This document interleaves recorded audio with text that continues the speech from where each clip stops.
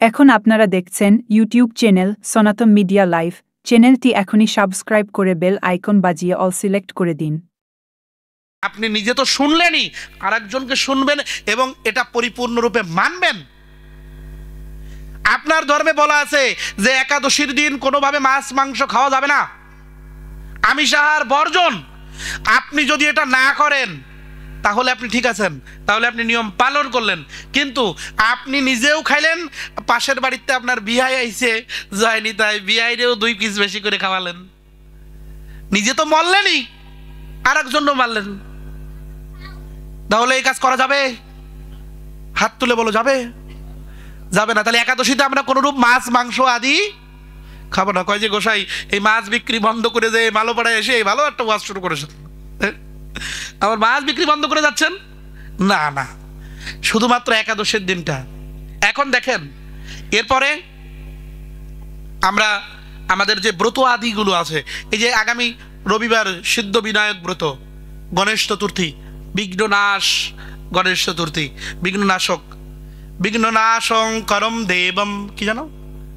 তারপর কি জানো বলো তো? বলছে এই যে বিঘ্ন নাশ করার জন্য উনি আসেন। ওনার ওই দিনটাতে যদি আমরা আর কিছু না বাদ দিতে পারি, অন্তত মাছ মাংসটা খেলাম না। পরের দিন সরস্বতী পূজা, এই দিন আমার বাচ্চাকে শেখালাম যে সরস্বতী পূজাতে কোনোভাবেই এই কাজটা করা যাবে না, মিথ্যা কথা বলা যাবে না, এগুলো করা যাবে না। এই জিনিসগুলো আপনি প্র্যাকটিস করবেন, ওনাকে প্র্যাকটিস করাবেন, তাহলে এটা কার্যকরী ভূমিকা পালন করবে। কিন্তু আপনি চুলকানি রেখেই যদি মলম বিক্রি করেন তাহলে কিন্তু হবে না। এই দেখেন, এখানে দাঁড়িয়ে বলছেন আচার্যকে হবেন। খুব ভালো একটা সংজ্ঞা বাবা, জগতে আচার্য বা গুরুদেবকে হবেন। এই কথাটা চৈতন্য চরিতামৃতে একটা চমৎকার করে ব্যাখ্যা করেছেন।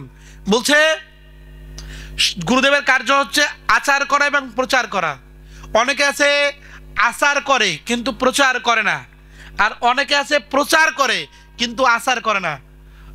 ধরেন আমার মতো একজন ভক্ত এখানে এসে বলে যাচ্ছে, শোনো একাদশীর দিন কিন্তু নিরামিষ খেতে হবে, একাদশীর দিন প্রসাদ এই ফল টল পেতে হবে, এই রুটি টুটি খাইলে হবে না, এটা বলে গেলাম।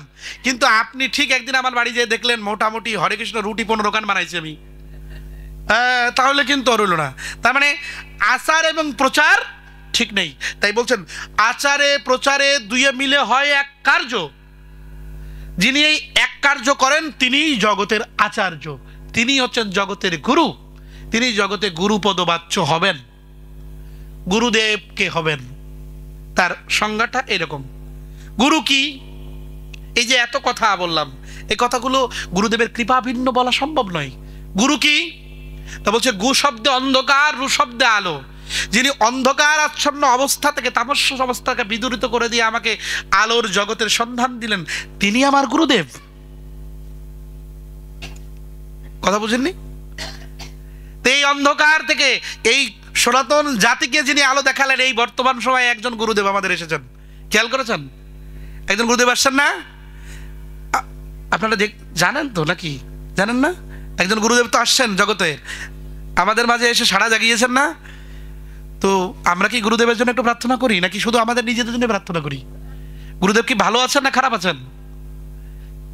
সেই প্রভুর জন্য অবশ্যই আপনারা প্রার্থনা করবেন।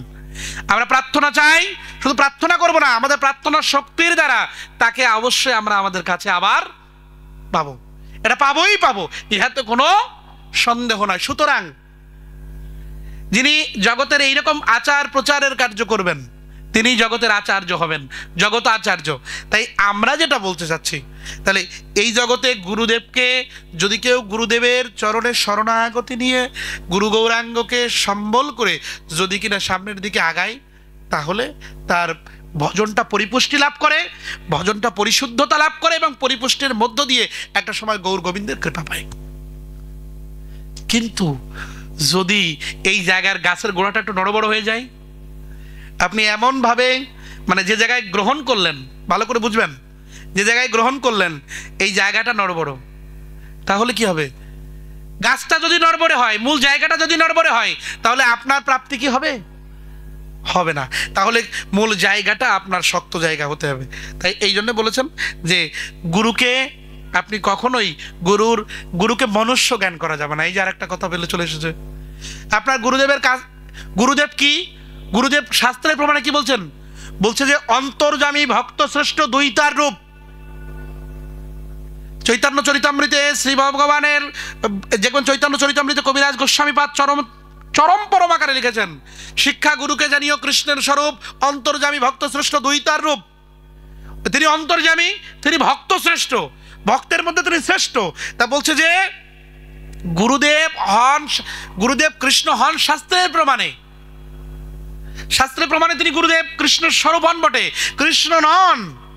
তিনি কৃষ্ণের প্রতিনিধি বটে, কিন্তু কৃষ্ণ নন।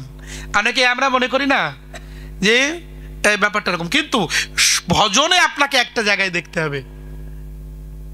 এইখানের তত্ত্বটা নিয়েই যে গ্রন্থটা রচিত, সেটা হচ্ছে চৈতন্য চরিতামৃত অচিন্ত ভেদাভেদ তত্ত্ব। এই চৈতন্য চরিতামৃতের মূল কথাটাতে গৌর গোবিন্দের যে অশেষ বিশেষ কৃপাধন্য একটা গ্রন্থতে আমরা যে মূল কথাগুলো পেয়েছি, সেই কথাগুলোই আপনাদেরকে দিলাম। সুতরাং এই কথাটা ধরে রাখার দায়িত্ব কাদের বলেন তো? পাঠকের। এখানে তিনটা সম্প্রদায় আছে, ভালো করে খেয়াল করেন। একটা সম্প্রদায় এই কথার আয়োজন করেছেন, একজন বলতে আসছেন, আর এখানে একজনটা কি শ্রবণ করতে আসছেন। যারা শ্রবণ করতে আসছেন এনাদের সবচেয়ে প্রাপ্তি বেশি। এরা শ্রবণ করবেন, কত সুন্দর পরিবেশ করেছেন একটু শ্রবণ করার জন্য, ঠান্ডা বাতাস না আসে, আবার একটু প্রসাদের ব্যবস্থা করেছেন, ক্ষুধা লাগলে। আচ্ছা, যিনি বলবেন তিনিও বলার চেষ্টা করছেন, যারা আয়োজক বৃন্দ তারা আয়োজন করেছেন আপনাদেরকে দেবার জন্যে, কিন্তু আপনি হৃদয়স্থিত করে যদি না নিয়ে যেতে পারেন, তাহলে এই আজকের আয়োজনটা কি সার্থক হবে না, সার্থক হবে না। এই জন্য সার্থক যদি করতে চান, সার্থক জনম যদি করতে চান, তাহলে এইটাকে ধরে নিয়ে যেতে হবে। একেবারে কি করে নিয়ে যাবেন? তা আমাকে একজন বলছে যে গোসাই, কৃষ্ণ প্রেম কোথায় পাওয়া যায়? কৃষ্ণ প্রেমের কেজি কত করে? এই শুনেছেন প্রশ্ন? বলছে কৃষ্ণ প্রেম কোথায় পাওয়া যায়? তো কৃষ্ণ প্রেমের কেজি কত শুনেছেন? কৃষ্ণ প্রেম কোথায় পাওয়া যায় জানেন? এইটুকু বলেই আজকে পাঠ বিশ্রাম দেব। রায় রামানন্দ সংবাদে মহাপ্রভু জিজ্ঞাসা করছেন, ওহে রায় রামানন্দ। রায় রামানন্দের সাথে কথা হচ্ছে মহাপ্রভুর, এর খুব শেষের দিকে। ওই যে সদর্ভ আচরণে বিষ্ণু ভক্তি হয়, প্রভু কয় ইহ বাচ্চু আগে কহ রায়। হ্যাঁ, এরকম করে বলতে বলতে বলতে বলতে জ্ঞান মিশ্রা ভক্তি সাধ্য সার, প্রভু কয়ে ইহ বাহ্য আগে কহ আর। প্রভু কয়ে জ্ঞান শূন্য ভক্তি সাধ্য সার, প্রভু কয়ে ইহ হয় আগে কহ রায়। এইভাবে বলতে বলতে বলতে বলতে বলতো যে কান্তা প্রেম সর্বশ্রেষ্ঠ সার। প্রভু কয়ে এটা ঠিক হয়, এটা ঠিক আছে আছে। তো বলছে যে তোমার কি আর কি কিছু জানা আছে? কৃষ্ণ প্রেম, এই কৃষ্ণ প্রেম কি আমাকে একটু দেওয়া যায়? তুমি যে বারবার কৃষ্ণ প্রেম বলছো রায় রামানন্দ, তুমি আমাকে একটু কৃষ্ণ প্রেম দিতে পারো? আমাকে 1 কেজি দিতে পারবে? কিছুটা দিতে পারবে? রায় রামানন্দ ডেকে ডেকে মহাপ্রভুর চরণে বদন্যার মতো পড়ে দিয়ে বলছেন, প্রভু গো, প্রভু এই কৃষ্ণ প্রেম, বলছে যে অপ্রাকৃত কৃষ্ণ প্রেম যেন জম্বন দহেম, যে প্রেম নিরিলোকে না হয়, যদি হয় যোগ না হয় বিয়োগ, বিয়োগ হইলে আর কভু না জিওই। বলছে প্রভু গো, এই কৃষ্ণ প্রেম পাওয়াটা এত সহজ কথা নয়। বারবার বলছি, তাহলে প্রভু কৃষ্ণ প্রেম পাওয়া যাবে, এর জন্য আপনাকে একটা মূল্য দিতে হবে। আপনি কি মূল্য দিতে পারবেন? মহাপ্রভু বলছে, কি বলো রায় রামানন্দ, আমি নিজে তো সন্ন্যাসী, একে তো গরিব মানুষ, তো আমি তো সেই জগন্নাথ মিশ্রের ছেলে, চাল কলা বাঁধা বামনের ছেলে, আমার বাড়িতে টাকা পয়সা নাই, আমি এত গরিবের ছেলে, তারপরে এখন সন্ন্যাসী, এই দুটো বস্ত্র ছাড়া আমার কাছে কিছু নাই, তুমি আমার কাছে টাকা চাও রায় রামানন্দ? এটা কি ঠিক? আমার কাছে কোনো টাকা নেই। তো বলছো প্রভু সে মূল্য দেওয়ার ক্ষমতা আপনার কাছে আছে, সেটা আপনাকে দিতে হবে। দেখেন, প্রভুকে লক্ষ্য করে রায় রামানন্দ আমাদের উদ্দেশ্য করে কৃষ্ণ প্রেম কত টাকা কেজি দরে বিক্রি হয় সেটুকু শোনেন।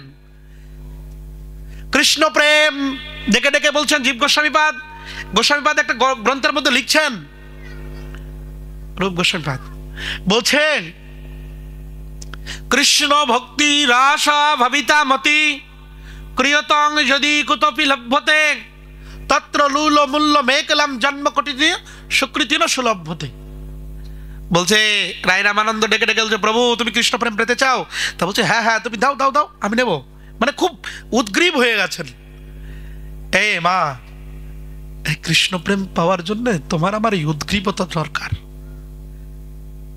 আকুলতা দরকার, ব্যাকুলতা দরকার। মুরারিদাস বাবাজি মহারাজ, আমার পরম গুরু মহারাজ মহন্ত মুরারি বাবা বলেছিলেন যে কৃষ্ণ প্রাপ্তির দুটো উপায়, কৃষ্ণ প্রেম প্রাপ্তির দুটো উপায়। একটা উপায় হচ্ছে আকুলতা, আর একটা ব্যাকুলতা। ব্যাকুল হয়ে চাইতে হবে যে গোবিন্দ আমি তোমাকে চাই, তুমি ভিন্ন আমার জগতে আর কিছু নাই। খুব আকুলতা দিয়ে চাইতে হবে, তুমি বিনে জগতে সংসারে কোনো কিছু আমার আপন নয় গোবিন্দ, তুমি ছাড়া এ জগতে কোনো কিছু প্রাপ্তির নেই গোবিন্দ। গোবিন্দং পরম পুরুষম তমহম বন্দে ভাজামি, ব্রহ্মসংহিতাতে বলেছে না, বলছে যে অনাদির আদি গোবিন্দ কৃষ্ণকে বলছে যে কৃষ্ণ হচ্ছে সেই সচ্চিদানন্দ বিগ্রহ, অনাদির আদি গোবিন্দ যিনি সর্বকারণের কারণ কৃষ্ণ। বলছে কৃষ্ণ, সেই কৃষ্ণর প্রেম চাচ্ছি, তো প্রেমটা আকুলতা ব্যাকুলতা দিয়ে চাইতে হবে। মহাপ্রভুকে ডেকে ডেকে বলছে প্রভু কৃষ্ণ ভক্তি রস ভবিতামতি, কথাটা খুব চমৎকার। কৃষ্ণ ভক্তি রস, কৃষ্ণ ভক্তিটা একটা রস। কি রস? আনন্দ রস। রসবৈশ্য পুরুষ, তিনি রস স্বরূপ। সেই রসটাকে যদি পেতে চাও, তোমার আকুলতা ব্যাকুলতা দিয়ে তাকে চাইতে হবে। আকুলতা ব্যাকুলতা দিয়ে মন প্রাণ খুলে তার কাছে প্রার্থনা করতে হবে। মহাপ্রভুকে ডেকে ডেকে বলছেন কৃষ্ণ ভক্তি রস ভাবিতামতি, সেই ভাবনায় তোমার মন মতিকে দিয়ে দাও। হীরা পান্না চুন্নি মণি মুক্তা মতি, শুনেছেন না? ওই যে দিলাম মতির মালা, মতির কিন্তু অনেক দাম।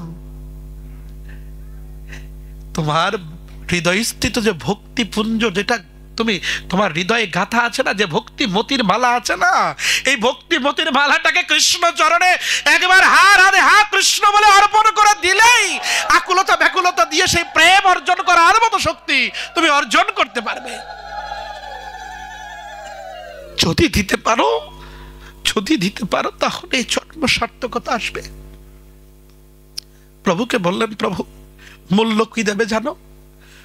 এই মূল্যকে শুধু পাওয়ার কামনা, পাবার কামনা। আমি কৃষ্ণ পাবো, আমি গৌর পাবো, আর এই যে পেলাম না একটা আক্ষেপ। আমার গৌর পাওয়া হলো না, আমার কৃষ্ণ পাওয়া হলো না, আমার রাধা রানীর চরণ পাওয়া হলো না। নবদ্বীপের আপনারা যারা মহাপ্রভু মন্দিরে গেছেন, ওর পাশেই দেখবেন চৈতন্য দাস বাবাজি মহারাজের সমাধি আছে। ওইখানে লেখা আছে যে আমার ভজন হলো সারা, আমার সাধন হলো সারা, আমার ভজন হলো সারা। নদীর চাঁদের কান্ত আমি, কান্তা আমি, কান্ত আমার গোরা। কান্ত বোঝেন? স্বামী। তুমি স্বামী, আমি তোমার প্রকৃতি। তুমি জগতে, তুমি ভিন্ন, আর কেউ নেই জগতে। জগৎ স্বামীকে যেদিন স্বামী বলে গণ্য করতে পারবেন না, জগৎ স্বামীকে যেদিন নিজের স্বামীকে করতে পারবেন না, কি এখানে নারী পুরুষ নেই, ভক্ত। জগৎ স্বামীকে যখন নিজের স্বামীর মতো পড়তে পারবেন না, ওই রকম কথা তখন তার মেয়েতে বেরোবে যে ভজন হলো সারা, আমার সাধন হলো সারা, নদের চাঁদের কান্তায় আমি, কান্তই আমার গোরা। এই জায়গাটা যদি অনুকম্পায় পেয়ে যান, তাহলে নরোত্তম দাস ঠাকুর মহাশয়ের কাছে, নরোত্তম দাস ঠাকুর মহাশয় যেমন প্রার্থনা করেছেন, এই প্রার্থনা গাইতে গাইতেই হরি বলবো আর মদন মোহন হেরব গো। আমি কি জানো, ব্রজের পথে চলবো গো। হরি বলতে বলতে আমি সেই ব্রজের পথে যাব। কিন্তু প্রার্থনা কি থাকবে জানেন? এই কথাটুকুই শেষ কথা। প্রার্থনা থাকবে, এই প্রার্থনাটাই থাকবে, গৌরাঙ্গ বলিতে হবে পুলক শরীর, হরি হরি বলিতে আমার নয়নে ববেনি, আর কবে বামর নিতায় চাঁদ করুণা করিবে, বিষয় বাসনায় আমার কবে তুচ্ছ হবে। কতদিন তো বিষয়ের মধ্যে ডুবে থাকলেও মা, কতদিন এই জগতের মায়ায় ডুবে থাকলে, পিতা পুত্র কন্যা সবাইকে নিলে। এবার সময় এসেছে, আসো এবার গৌর গোবিন্দের চরণে যাই। গৌর তোমার হলাম বলে যদি কেউ বলে, একবার দুটো বাহু তুলে দিয়ে যদি বলতে পারেন গৌর তোমার হলাম, গৌর তোমার হলাম বলে যদি কেউ বলতে পারে, তাহলে গৌর তাকে করুণা করে কৃপা করে গ্রহণ করেন। তাই আসুন গৌরের চরণে সেই আত্মসমর্পণটা করি। তাই বলছেন গৌরাঙ্গ বলিতে হবে পুলক সলিল, হরি হরি বলিতে আমার নয়নে ববে নীর। আর কবে বা মোর নিতায় চাঁদ করুণা করিবে, কবে বা মোর নিতায় চাঁদ করুণা করিবে,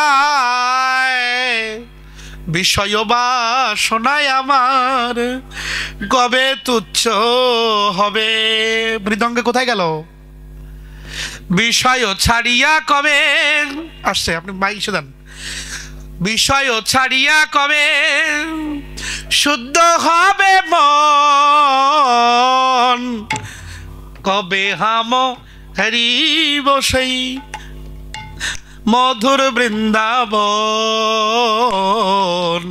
কবে হাম হারিব সেই মধুর বৃন্দাবন।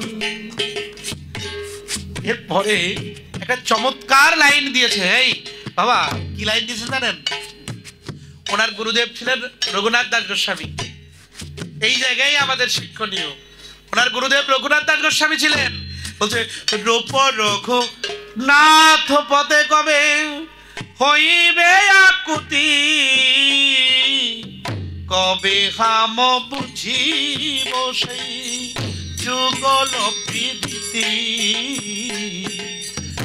কবে হাম বুঝিব সেই যুগল প্রীতি।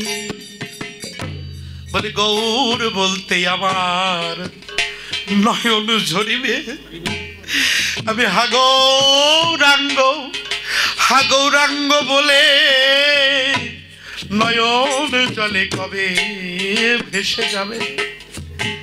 এই নয়নটাকে যদি বলতে পারেন যে তুমি একটিবার হা গৌরাঙ্গ হা গৌরাঙ্গ হা গৌরাঙ্গ বলতে বলতে যদি যেতে পারো, ভেসে যেতে পারো, হা গৌর বলতে বলতে যদি ভেসে যেতে পারো, গৌর হরি আমার কৃপা করে অনায়াসে তাকে কৃপার দৃষ্টি দিয়ে এই কৃপার সাগরে নিক্ষেপ করে তার চরণে নিয়ে চলে যাবেন, ইহাতে কোনো সন্দেহ নেই। জয় জয় নিতাই গৌর শিখনাথ প্রেমানন্দে হরি।